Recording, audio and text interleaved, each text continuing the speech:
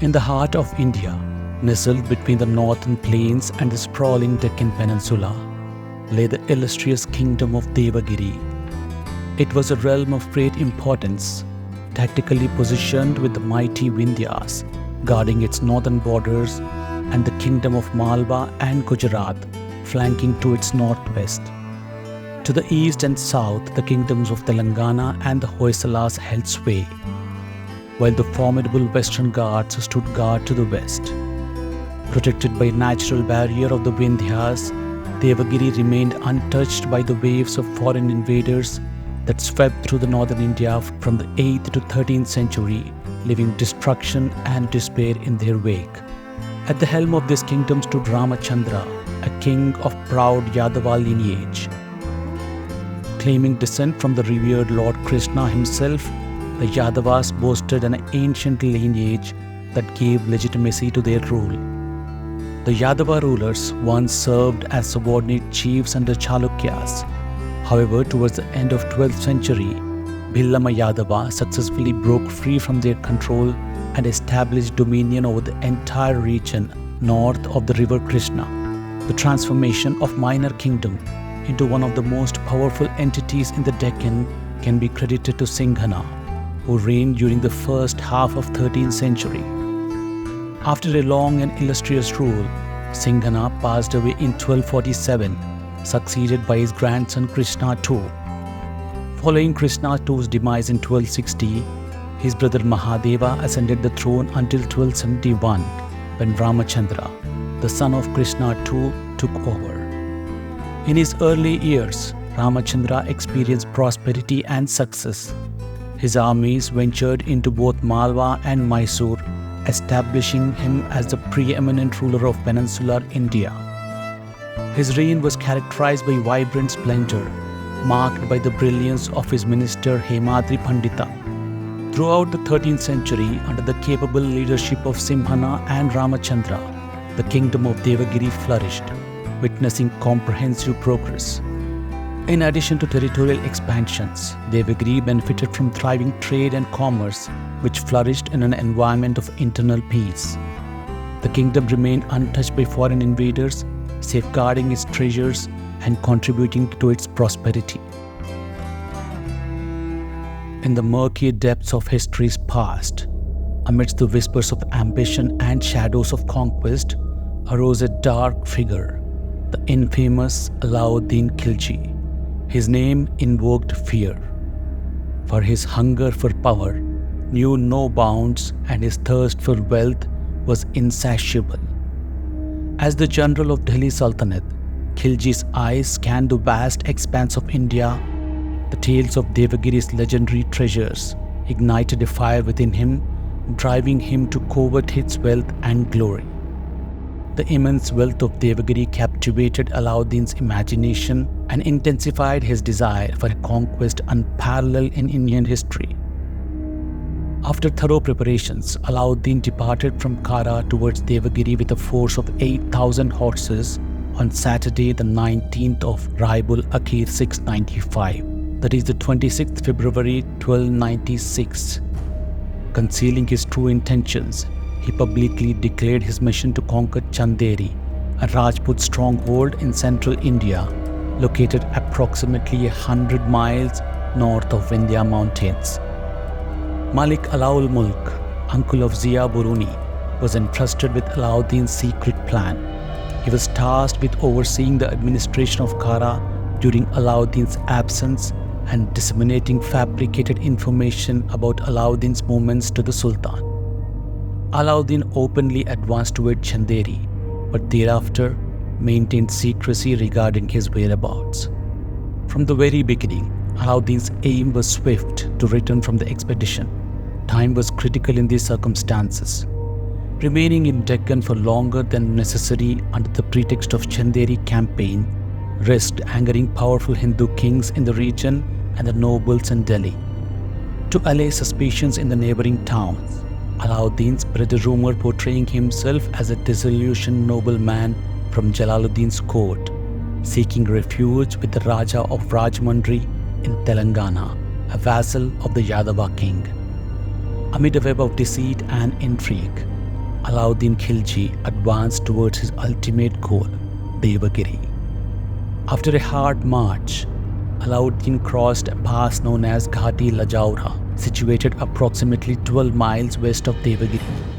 This valley was under the governance of Kanan, a courageous Hindu chief loyal to Rama Chandra. Upon learning of the invasion, Kanan rallied his allies and prepared for a battle.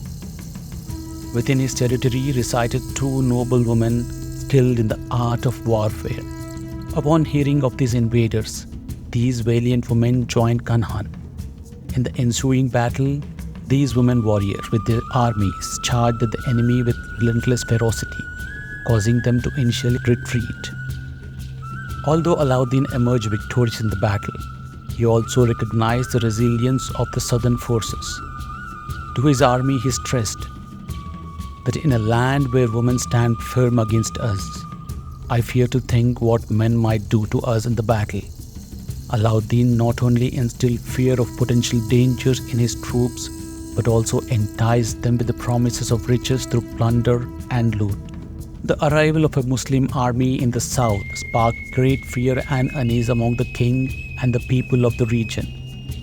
Adding to Ramachandra's apprehension was the fact that his son, Singhana has led a southern expedition with the elite Maratha troops following the long-standing military custom of the past. With the enemy already advancing into the city, the old king had no choice but to reinforce the citadel and prepare for a siege.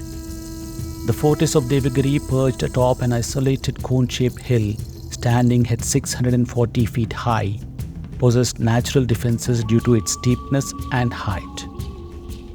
Ramachandra sought refuge within the fort, but the lower city, particularly the area later known as Katakali, was left vulnerable to the invaders' mercy. It suffered extensive plundering, with every house subjected to looting. Additionally, Alauddin seized 30 to 40 elephants and 1,000 horses from the Yadava king's stable. Meanwhile, the cunning Alauddin spread another rumor, claiming that his army was merely a vanguard, with 20,000 imperial horsemen following closely behind. Ill-prepared in terms of manpower, weapons and provisions, Ramachandra realized he could not withstand a prolonged siege. Eventually, he sent messages to negotiate terms for a treaty. He remained confident that Singhana might return at any moment, and he warned Alauddin that as his retreat would pass through numerous Hindu kingdoms, it would pose a risk of interception. Alauddin too acknowledged the caution of accepting whatever terms were offered and hastening his departure to Khara. They reached a truce, with Alauddin agreeing to pay a war indemnity and promising to vacate the capital within a fortnight, releasing all prisoners of war. However, before the terms of treaty could be fulfilled, events took an unexpected turn. Upon learning of the calamity that had struck the capital, Singhana swiftly returned to aid his distressed father. As he approached within 3 kilometers from the capital, he received a message from Ramachandra, informing that a truce has been brokered with the invader. Despite his father's cautionary words, the daring and energetic young prince ignored them and rallied his forces to confront Alauddin. He even sent a menacing message to Alauddin demanding that if he wished to leave alive, he must surrender all the plundered wealth and promptly retreat to the north. Alauddin ordered Singhana's messengers to be publicly humiliated by having their faces blackened as a sign of disgrace. Subsequently, he began preparing for the upcoming confrontation. Alauddin tasked Nusrat Khan with overseeing the siege of the fort, effectively preventing any possible alliance between father and son's forces. Meanwhile, Alauddin himself organized the remaining army to engage in battle against Singhana. The Singhana forces outnumbered the Muslim troops, and during this ensuing battle, they instilled fears into the heart of Alauddin's soldiers. Sensing his master in danger, Nusrat Khan, without waiting orders from Alauddin, abandoned the fortress and rushed to join him. This unplanned move of Nusrat proved pivotal, as Singhana army mistook his contingent of 1,000 soldiers for the rumored 20,000 horses falsely reported by Alauddin. As a result, the tide of victory shifted in favor of the Muslims. A sense of confusion gripped Singhanadeva's troops, causing them to hastily return from the battlefield. In response, Alauddin intensified the siege of the fortress with even greater determination. He executed numerous merchants and Brahmins who had been captured and paraded some of Ramadeva's close relatives and nobles in front of the fortress. The calamity faced by Ramachandra was unprecedented, prompting him to seek advice from his courtiers regarding seeking assistance from the neighboring Hindu Rajas. However, before any decision could be reached, they made a startling discovery. The bags of provisions brought into fortress during the initial siege actually contained salt and not grain. This revelation shattered the morale of everyone inside the citadel. Finally, a truce was negotiated, with the terms dictated by the victorious Alauddin. Alauddin was to receive a significantly larger war indemnity compared to the previous agreement.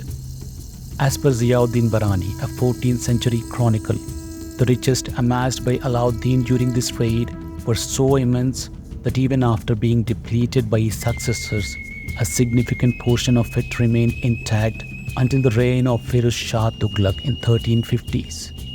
The wealth acquired by Alauddin comprised of 2,400 kilos of gold, 40,000 kilos of silver, 280 kilos of pearls, 80 kilos of precious stones including rubies, sapphire, diamonds and emeralds, and 4,000 pieces of silk and other assorted items. In the mere span of 5 days, Alauddin emerged from Devagiri's gates not just as a conqueror, but as a titan of wealth, his coffers overflowing with treasuries 20 times greater than when he first set foot within the city's walls. Throughout history, few stories can match the magnitude of this conquest. Alauddin's raid on Devagiri yielded immense wealth, which he did not return to Jalaluddin, but instead transferred to Kara. This vast accumulation of gold and treasures played a pivotal role in Alauddin's rise to power. With such substantial resources at his disposal, Alauddin later orchestrated the downfall of Jalaluddin, ultimately claiming the throne of the Delhi Sultanate. This event marked a significant turning point in Indian history as Alauddin emerged as a formidable and destructive force, shaping the course of events in the region for years to come. In 1328, Muhammad bin Tughlaq, the ruler of Delhi Sultanate, renamed the once mighty Devagiri to Daulatabad, a city renowned for its immense wealth.